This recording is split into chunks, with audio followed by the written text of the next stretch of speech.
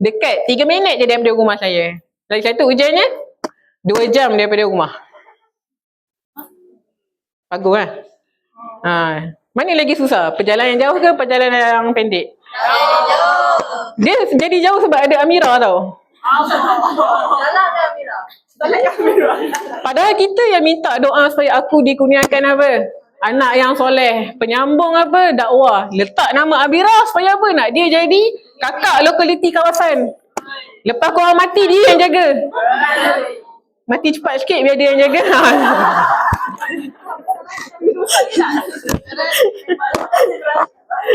Sekali kita nak salahkan dan menjadikan Amira tu sebagai hambatan untuk bergerak pula.